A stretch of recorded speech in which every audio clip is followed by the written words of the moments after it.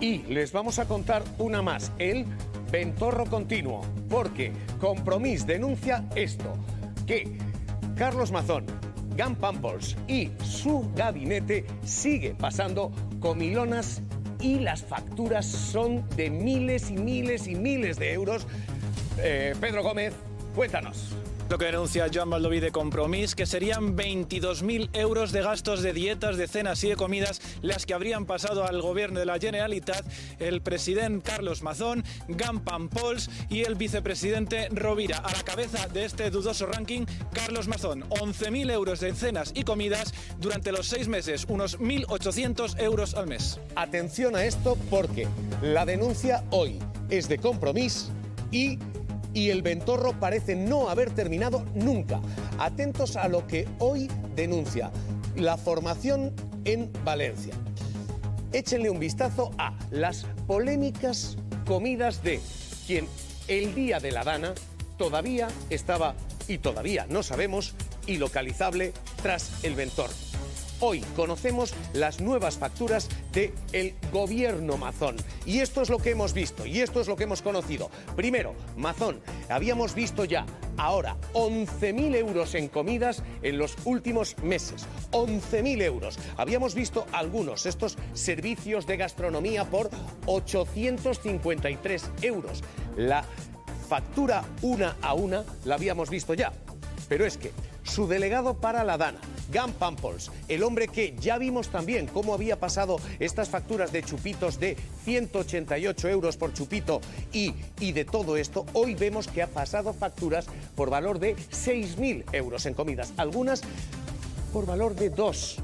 Se están pasando facturas por valor de 2 euros. Estos son dietas además de. Y atención a esto, porque junto a todos ellos está José Antonio Rovira, 5.000 euros, otra batería de facturas. Todo esto es denuncia de Compromís, grupo en la oposición. Hoy la Generalitat está diciendo los que se dan comilonas son los de Compromís. En fin, hoy esta es la polémica. Eduardo Ureña, ¿qué tal? ¿Cómo estás? Hola, muy buenos días. Eduard, ¿qué sabemos? Sabemos que ese detalle que has comentado de algunas facturas, en estas partidas de ahora no las vamos a conocer, porque después de esos 853 euros de los que hablamos, que recordemos que eran la celebración del santo de Carlos Mazón, hicieron una comida, celebraron su santo, luego esa factura se pasó a caja fija, Intervención le puso reparos, claro, no veía el concepto claro, dijo Presidencia que era un error y se pagó. Fue a pagar la secretaria en metálico. De hecho, hubo un problema ahí de pagos y se pagó incluso 2 veces. Al final se devolvió el dinero, pero no costó dinero a los valencianos. Después de eso, sea por causa-efecto o no, eso no lo sabemos, lo cierto es que con la ley de acompañamiento se coló una modificación en la ley de transparencia y buen gobierno. ¿Qué dice esa modificación? Que no hace falta detallar exactamente, sobre todo, con quién se come o se cena y para qué, cuál es el motivo de la reunión. Simplemente hay que decir que el departamento que ha organizado esa reunión y cuál ha sido el gasto. Con lo cual no tendremos el detalle de las comidas y con quién han sido. O sea que a esta hora lo que sabemos es el montante, porque lo publica la oposición, claro, y el justificante no lo vamos a tener ni ahora ni nunca. Solo de algunas pequeñas como esas en las que el vicepresidente GAM Pampers, recordemos, sueldo de 101.000 euros, pasa pues un café, un refresco de 2 euritos, pues que coge el ticket y lo pasa a caja fija. Y sabemos, y no sabemos exactamente de cuándo son, porque el gobierno Mazón lo que ha hecho también es presentar esas facturas 6 meses tarde. Ha sido más laxo porque se supone que al mes se debían presentar, incluso según la norma, a los 15 días. Aquí han tardado 6 meses en presentarlas, queda todo ese montante que suena mucho, pero tampoco podemos saber si es mucho o es poco si no vemos exactamente el detalle. Ureña, nada ilegal técnicamente, ¿no? Todo esto es muy, muy escandaloso, pero técnicamente legal, ¿no? Claro, la manera de hacerlo legal ha sido esa modificación de la Ley de Transparencia y Buen Gobierno que decidió el PP, que le apoyó Vox o que hicieron entre los dos, como lo queramos ver. Lo cierto es que ahora no hay que decir con quién se come y quién se cena. Eso es algo que tenemos, y todos lo sabemos los que hacemos este tipo de información, que se hace mucho. Te invita a alguien a comer para hablar de un tema. Quizás sería momento de abrir a derecha y a izquierda ese debate. Si no vale la pena reunirse en torno a una mesa con papeles, con boli, con portátil y un café y un agua, pero no hace falta ir a un restaurante ni de los buenos, ni de los malos, ni de los regulares, y así ahorraríamos todos y no tendríamos estas polémicas. 853 euros de santo no va mal. Lo único bueno de estas cosas de la tele es que uno se encuentra con compañeros de universidad. Eduardo Ureña, colaborador del diario.es. Cuídate, un abrazo muy fuerte. Un placer, un abrazo, Javier, y a todos. Hasta luego. Maraña, te pido telegráfico aquí porque estamos en la misma clave que antes. Decíamos, el apartamento de Isabel Díaz Ayuso, transparencia. Las comidas de transparencia. Es que falta transparencia aquí. No, pero en este caso además son cargos públicos, es decir, tienen una obligación. Cuando se les obliga en los parlamentos a hacer una declaración de intereses, a la vez se están comprometiendo a que todos sus gastos relacionados con el trabajo tienen que ser transparentes, tienen que argumentar por qué gastan eso y en qué. Esto está establecido ya en casi todos los parlamentos del mundo y lo que pasa es que no se cumple.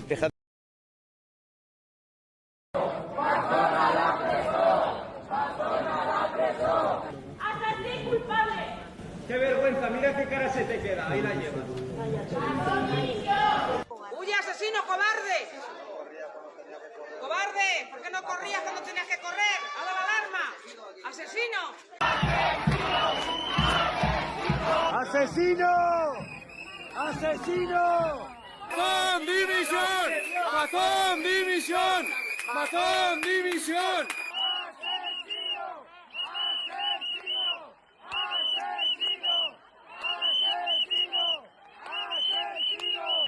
Toda la gente que ha muerto por tu culpa. Y todavía tienes la poca vergüenza de venir. Eres un cabrón.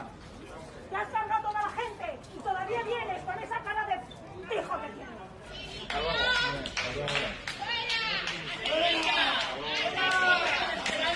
Gracias. ¡A la cárcel! ¡A la cárcel tenías que ir, sin vergüenza!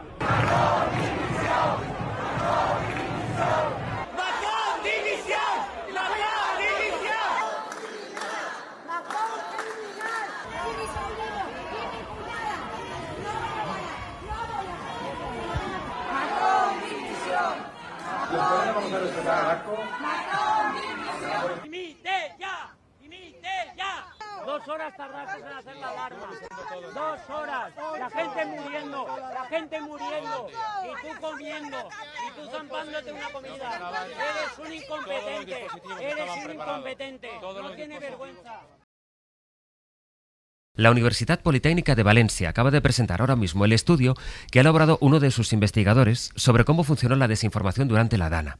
Los autores de este estudio han analizado 185 noticias que se publicaron entre los días 28 de octubre y el 17 de noviembre. Han encontrado 192 bulos que tuvieron un gran impacto social y emocional. Germán Llorca Abad, buen día, buenos días. Buen día, buenos días. Germán Llorca Abad es profesor del Departamento de Comunicación Audiovisual de la Politécnica de Valencia. Es autor de este estudio en colaboración con la Universidad Internacional de Valencia. Germán, por situarnos, ¿qué es lo que habéis analizado y qué es en concreto lo que habéis encontrado? ¿Cuáles son las conclusiones? Bueno, nos interesaba sobre todo este periodo que hubo inmediatamente después de la catástrofe, pues analizar en los principales diarios nacionales y autonómicos, pues un poco cómo habían circulado estos bulos que tuvieron un gran impacto en algunos casos en la opinión pública. Y bueno, hicimos un análisis de contenido de estas 185 noticias que mencionabas y bueno, las conclusiones básicas, pues bueno, hay muchas conclusiones, ¿no? Pues que primero la enorme cantidad de esta información que se hizo viral, que circuló en redes sociales, pero también en medios de comunicación, y un poco pues la capacidad que estas noticias falsas tienen de impactar en lo emocional, ¿no? En los usuarios de la información. La conclusión a la que llegáis es que, por tanto, el primer dato, el bulo no sale solo de cuentas de redes sociales, sino porque vosotros partís de medios, de los medios de más audiencia, digamos. Digamos que sí, efectivamente. En el estudio hemos llegado a la conclusión de que aproximadamente un 28, bueno, la cifra es un 28% de estas noticias falsas o de estos bulos, no surgen necesariamente en los medios de comunicación, pero sí son los medios de comunicación los que, pues con la capacidad que tienen de llegar a muchas personas, originan que, pues o son la razón por la que estos bulos se viralizan y se dan a conocer. ¿De qué bulos estamos hablando? Pues en concreto el que de forma emblemática ejemplifica esta cifra, que este dato es el de los supuestos muertos que había enterrados en agua en el parking de Bonaire, en la ciudad de Aldaya, ¿no? Es decir, este bulo, digamos que de manera emblemática, pues se ejemplifica por la cobertura que tuvo esta cifra, ¿no? En la que pues muchas veces, no por la voluntad del medio de comunicación por engañar o por mentir, pero sí contribuyen a esta viralización de una información que luego se demostró que era totalmente falsa. ¿Cuántos hay dirigidos a instituciones? Pues en realidad en el estudio lo que hemos hecho ha sido agrupar todos los bulos en tres grandes áreas, ¿no? O en tres grandes tipos de bulo. Aquellos que, que tenían que ver con narrativas conspirativas, ¿no? Es decir, pues el origen de las lluvias torrenciales, ¿no? Los chemtrails o la destrucción de las infraestructuras hídricas, que, pues obviamente las dos cosas eran falsas y otras de este estilo. En relación con lo que acabábamos de decir, ¿no? Con el número real de víctimas que provocó la catástrofe, y de manera emblemática, pues como os decía antes, ahí estuvo el parking de Bonaire con esos casi 1.000 muertos que se decía que había allí dentro. Y en un tercer bloque, o en una tercera categoría, los bulos que están diseñados específicamente para desprestigiar a las instituciones, ¿no? Sobre todo a las administraciones, pues que tienen que dar respuesta en una situación de catástrofe a esta situación. ¿Por qué se genera, de vuestro estudio, de vuestro rastreo, a qué conclusión llegas de por qué se difunden los bulos? ¿Qué intención concreta hay?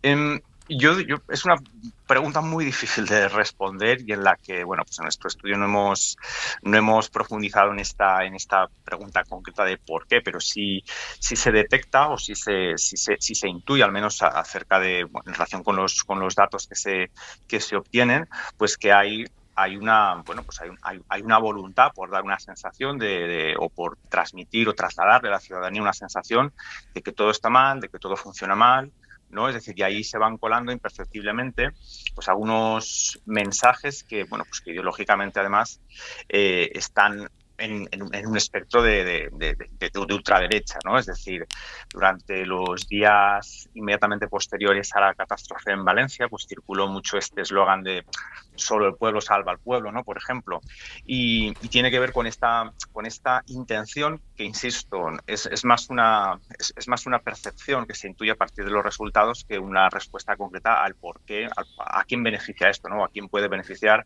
este tipo de mensajes. Porque habéis podido localizar, vosotros que habéis estado meses estudiando esto, el origen de la mayoría o de algunos de ellos. ¿Se puede especificar o llegar a localizar de dónde surge? Es extremadamente difícil, puesto que en el momento en el que el bulo se difunde, o sea, ya es viral, por decirlo de alguna manera, el rastrear el origen de ese bulo es extraordinariamente difícil. Normalmente se asocia a perfiles que aparecen en redes sociales, que tienen la capacidad de infectar con este mensaje a un número importante de personas, y son al mismo tiempo perfiles que o bien desaparecen o que no tienen una vinculación clara con una entidad que sea identificable, con lo cual es realmente difícil localizar el origen de la inmensa mayoría de estos bulos. Perfiles que desaparecen, por tanto, que podrían ser creados solo con esta finalidad. Efectivamente. Tal cual. Habláis del diagonalismo. ¿Me puedes explicar qué es, Germán? Pues bueno, es un concepto que aparece, o que, digamos, es un concepto de dos politólogos estadounidenses, Callison y Slobodian, que en 2021 pues tratan de explicar cómo, en este caso, ellos hablan en relación con la crisis sanitaria del COVID, ¿no? Es decir, cómo es posible que ciertos mensajes, que ciertas informaciones falsas tengan la capacidad de alcanzar a personas que en una situación, digamos, de normalidad, podemos decir, o de una discusión racional de las cosas, se identifiquen en un espectro ideológico muy amplio. Es decir, cómo estas mentiras afectan a personas, por decirlo llanamente, a personas de derechas y de izquierdas. Y la conclusión a la que llegan es que los discursos políticos, cuando se habla, obviamente, no solo de catástrofes o de emergencias climáticas o sanitarias, están cada vez más emocionalizados, es decir, que todos los argumentos que se plantean están diseñados, están pensados para llegar a un nivel emocional en las personas. Y es por lo que estos bulos diseñados para impactar emocionalmente tienen la capacidad de alcanzar a personas que tradicionalmente se pueden identificar con una ideología tanto de izquierdas como de derechas. Es decir, por eso tienen una gran capacidad de alcance y de penetración en la opinión pública.